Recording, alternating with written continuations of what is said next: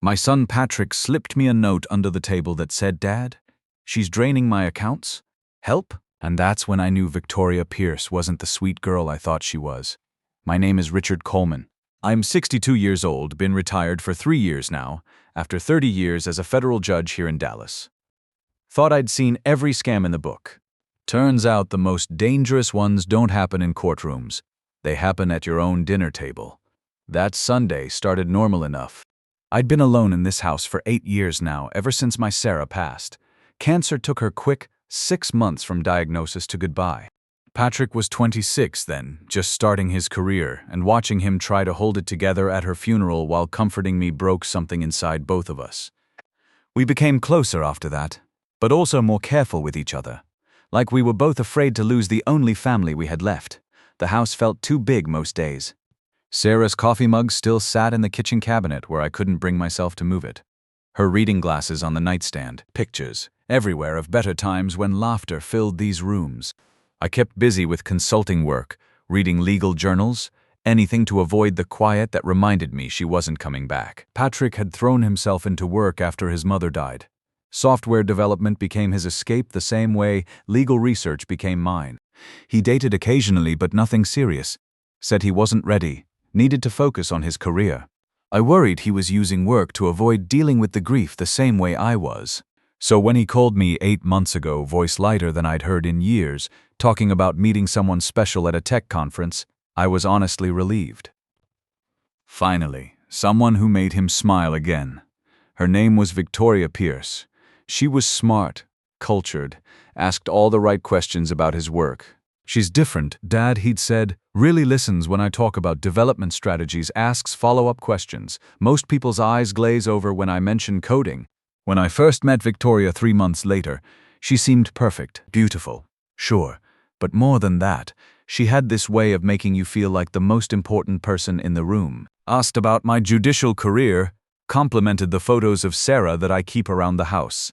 "She sounds like she was an amazing woman," Victoria had said, touching the frame on my mantel. "Patrick talks about her all the time, how she taught him to be kind and honest. Those are rare qualities in men these days." I'd liked her immediately. Anyone who understood how much Sarah meant to us was good people in my book.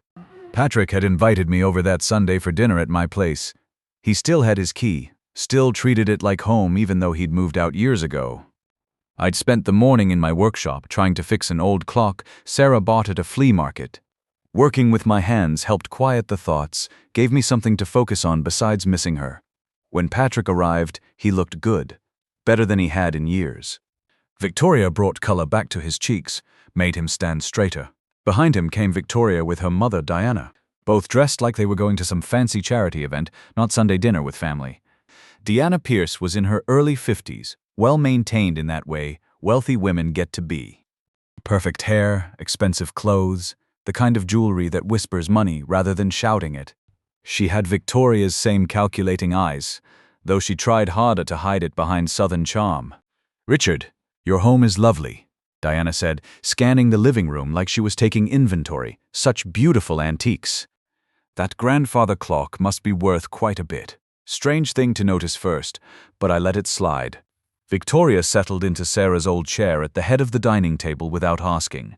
I noticed Patrick wince slightly when she did it, but he didn't say anything, just pulled out the chair next to her and sat down quietly. "Richard," Victoria said, arranging her purse and that leather portfolio she'd brought, "I'm so excited to share our wedding news with you."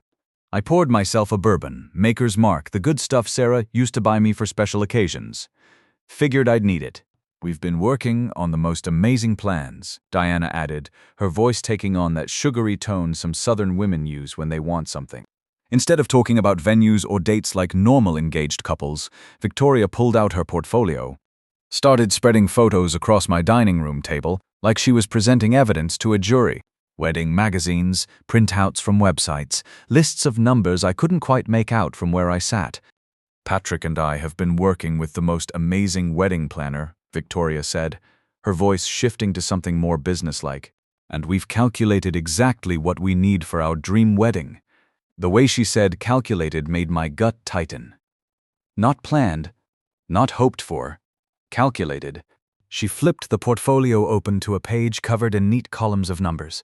At the bottom, circled in red ink like a verdict, $400,000. I set down my bourbon carefully. The way you handle evidence that might explode if you move too fast. That's quite specific, I said, keeping my voice neutral the way I used to when a defense attorney was about to hang himself with his own words. Oh, it's all itemized, Victoria said, warming up like she'd rehearsed this pitch 100 times. The venue alone is $150,000. We're looking at the Rosewood Mansion for 250 guests. Then $75,000 for flowers. I've always dreamed of having white roses imported from Ecuador. They have this perfect pearl color that photographs beautifully. She was flipping through pages now, pointing out details like she was giving a closing argument. $50,000 for photography and videography. We want the same team that did the governor's daughter's wedding last year. $35,000 for catering upgrades. Prime beef, fresh lobster flown in from Maine. Diana jumped in then, voice sweet as pie. Our family has certain expectations, Richard. Victoria is our only daughter. This is her one special day, and we want it to be perfect. I glanced at Patrick. His knuckles were white around his water glass, and there was something in his eyes I hadn't seen since he was 10 years old and broke the neighbor's window with a baseball. Pure panic mixed with shame. 400,000, I repeated slowly. And you're telling me this because? Victoria's smile stayed perfect, but something cold flickered behind her eyes. Well, traditionally, the groom's family helps with wedding expenses. Patrick mentioned you're comfortable. Comfortable. Nice way to size up someone's bank account over pot roast and green beans. The way she said it reminded me of depositions I'd overseen, when attorneys would dance around asking direct questions about money. Always testing, always probing to see what they could get away with. Have you asked Patrick what he thinks about this budget? Patrick wants me to be happy, Victoria said, sliding her hand over his on the table. He didn't squeeze back, didn't even look at her. Just stared at his plate like he was memorizing the pattern. Don't you, honey? Patrick opened his mouth, closed it, started to say something, then stopped. The silence stretched long enough that Diana shifted in her chair. We've discussed that if his family really cares about him, they'll want to see him start his marriage. Right? Victoria continued, her voice taking on an edge. I mean, my ex-boyfriend's family was so supportive. They understood that when you love someone, you invest in their happiness. There it was. The comparison. The subtle threat wrapped in wedding planning. Support this or you don't support your son. And the mention of an ex-boyfriend's family being supportive, planting the seed that love equals money. I'd seen this manipulation technique in domestic abuse cases. Create the narrative that financial support equals emotional support, that questioning the money means questioning the love. That's when I felt something brush my leg under the table, Patrick's hand passing me a piece of paper. I palmed it smooth as any defendant I'd watched try the same thing in my courtroom for 30 years. The paper felt small, maybe torn from a notepad. I could feel the deep indentations where he'd pressed hard with the pen, desperate to get his message across without Victoria noticing. Diana was studying my face now, watching for any reaction. Richard, you seem hesitant. Is there a problem with the budget? Just processing the information, I said, taking a sip of bourbon. It's quite a lot to digest over Sunday dinner. Victoria leaned back in Sarah's chair, and I caught the real change in her demeanor. The sweetness was evaporating like morning dew. Her posture shifted from eager bride to something harder, more calculating. I would think for your only son's wedding, no expense would be too much, she said, her voice losing that soft southern lilt. But maybe I misjudged what kind of family Patrick comes from. Maybe I misjudged what kind of father you are. The attack was subtle but clear. Question my love for my son. Make this about my character instead of her outrageous demand. Under the table, I carefully unfolded Patrick's note. My thumb traced the words he'd carved deep into the paper, pressed so hard the pen had nearly torn through. Dad, she's draining my accounts. Help? I kept my face neutral, the way I'd learned to do when reviewing evidence that could change the entire trajectory of a case. But inside, my mind was racing through everything I'd missed over the past months. The weight Patrick had lost, the way his laugh sounded forced sometimes, how he'd stopped mentioning his friends Danny and Michael, guys he'd been close to since college, the new nervous habit of checking his phone constantly, like he was waiting for demands he couldn't refuse. How had I been so blind? But I knew how. I'd been so relieved to see my grieving son happy again that I hadn't asked the hard questions. So grateful that someone could bring light back into his eyes that I'd ignored the shadows creeping in around the edges. "You know," I said slowly, "I'm curious about the details." "What details?" Victoria's voice had a definite edge. "Now all of them. $400,000 is a significant sum. I assume you have detailed contracts from all these vendors. Signed proposals? Proof of these quoted prices?" The silence that hit the table was like a gavel falling. Diana recovered first, that practiced Southern charm kicking in. "Well, naturally, we're still in the planning stages." "So you're asking for $400,000 based on estimates?" I said, keeping my tone conversational. "No contracts, no guarantees, no documentation." Victoria's cheeks flushed red. "It's not about paperwork, Richard. It's about trust. It's about family. When you love someone, you trust them." "Actually," I said, setting down my glass with deliberate precision, "when someone asks me for $400,000, it's always about paperwork." I could see her recalculating now, trying different approaches. The sweet fiancé routine had failed. The family guilt trip wasn't working. Time for the nuclear option. "Maybe we should just elope," she said, her voice trembling with practiced emotion. "Save everyone the trouble of pretending to care about our happiness." Patrick's hand jerked toward her, then stopped mid-air.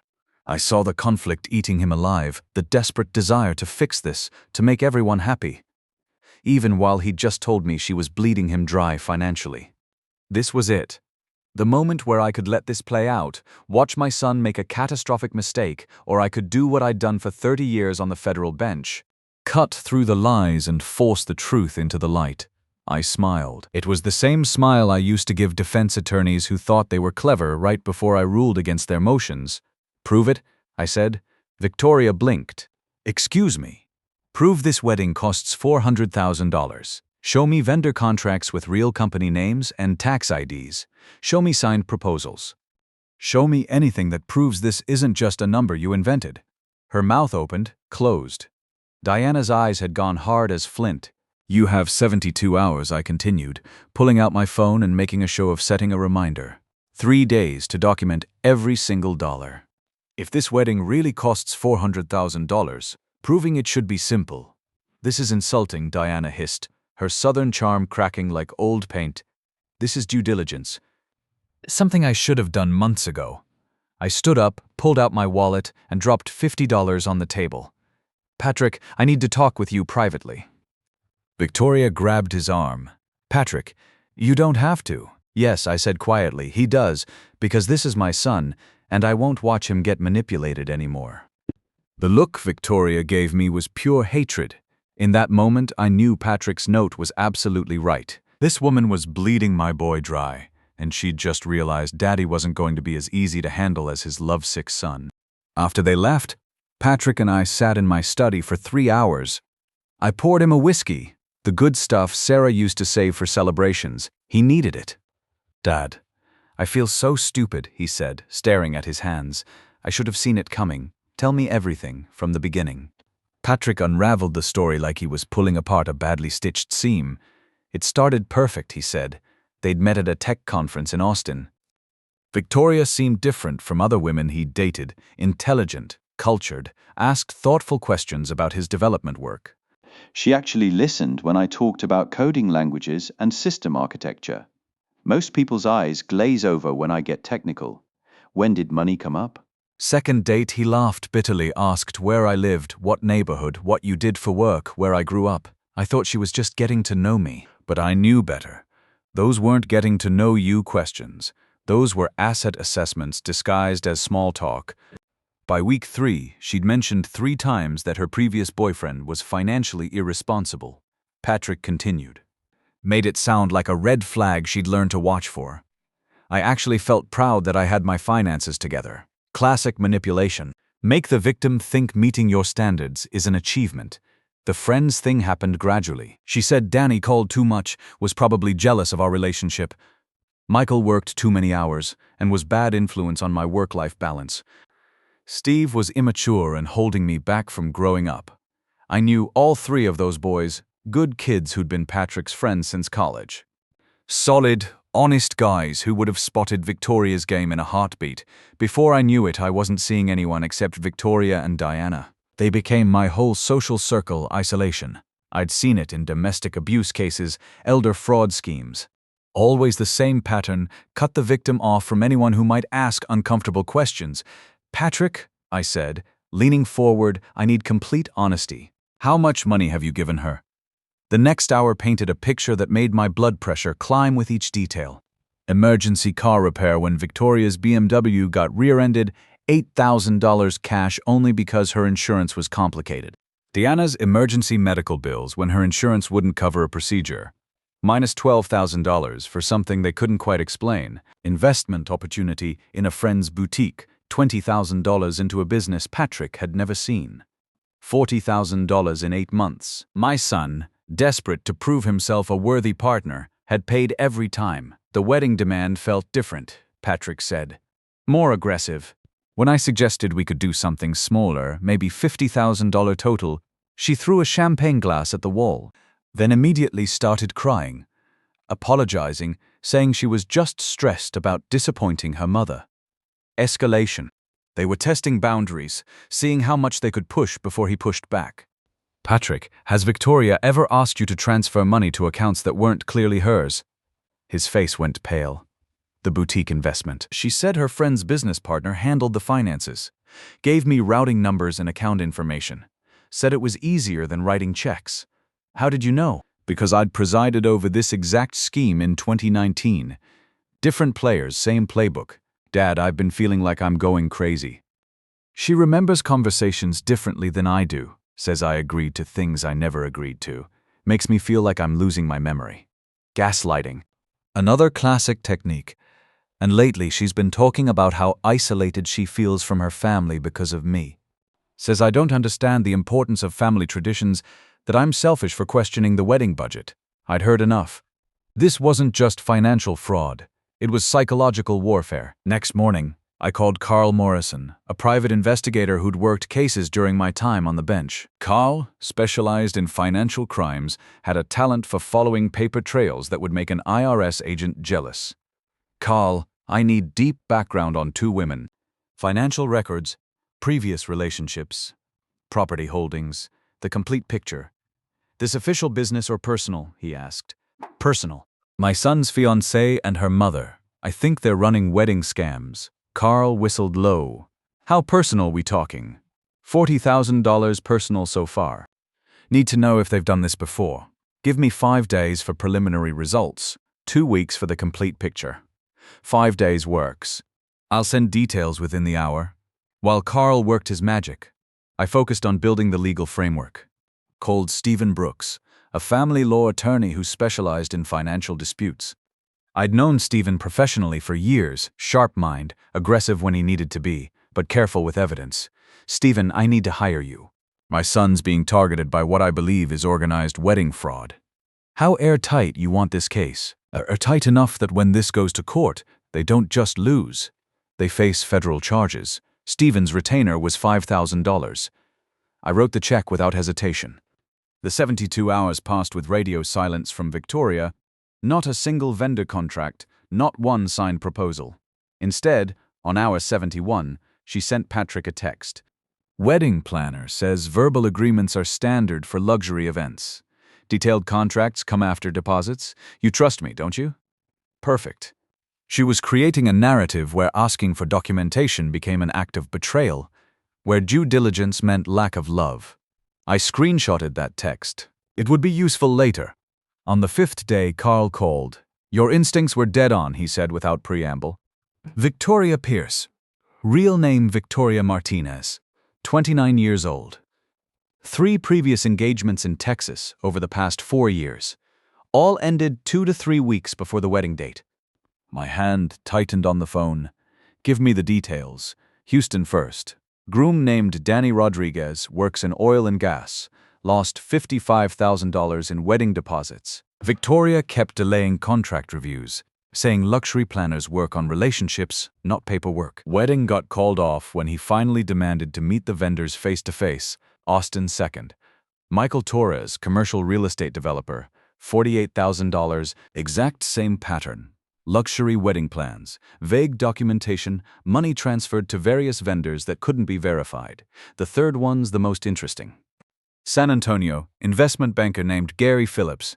$62,000 he actually hired a lawyer to investigate before the engagement ended. Found out 12 of Victoria's 18 listed vendors were shell companies. Bank accounts all traced back to Diana Martinez through shared addresses and phone numbers. Did he prosecute? Wanted to, but his attorney advised against it. Said proving criminal intent would take years in court, cost more than he'd lost. Victoria could claim the vendor relationships went bad after she'd paid deposits in good faith. Phillips decided to cut his losses and move on, so they'd pulled this con at least 3 times that we knew about. Total documented losses, $165,000 plus Patrick's $40,000. These women had turned wedding fraud into a sophisticated business model. How much of this can you document in court? All of it. Bank records, phone logs, property records, business registration searches. I've also got contact information for all 3 previous victims. Whether they'll cooperate is another question, but I can get them talking. Send me everything. I'll handle victim coordination. That afternoon, while Victoria sent Patrick increasingly desperate texts about needing a decision on venue deposits, I sat in my study reading through Carl's preliminary report. It was devastating. Professional-level fraud with multiple victims across multiple jurisdictions. The confrontation came exactly 72 hours after my deadline. We met at Elite Wedding Designs, the address Victoria had provided. The building in Dallas's design district was real enough, but Suite 140 had been vacant for 4 months. Someone had taped a temporary Elite Wedding Designs placard to the door. When Victoria and Diana arrived at exactly 2 p.m., I was waiting with Stephen and a briefcase full of evidence. "Where's your wedding coordinator?" I asked as we entered the empty space. Nothing but beige carpet, white walls, and a folding table with metal chairs. "Michelle must be running late," Victoria said, her voice bright but brittle. She texted this morning about moving furniture to her new office space. "Michelle Rodriguez," I said, opening my briefcase. "Your wedding planner." "Yes, exactly. Very in demand, books months in advance." "Interesting." According to the Texas Secretary of State Business Registry, no company named Elite Wedding Designs exists. No wedding planner named Michelle Rodriguez is licensed in Dallas County.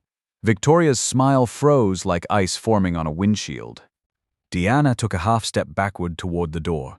"Let's discuss your vendor list," I continued, pulling out Carl's report. 18 vendors, 12 of them don't exist. The bank accounts you provided route to shell companies registered under various names, all sharing mailing addresses with your mother. I pulled out another file. "Let's talk about Danny Rodriguez, Houston oil and gas executive. Lost $55,000 to a wedding that never happened. Ring any bells?" Victoria's pupils dilated. She shot Diana a look that screamed panic. "Or Michael Torres, Austin real estate developer. $48,000. Same pattern every single time." "I don't know what you're talking about," Victoria said, but her voice had lost all its confidence. 3 previous engagements that ended weeks before the wedding dates. All with substantial deposits paid and never returned. All with the same pattern of fake vendors and shell companies.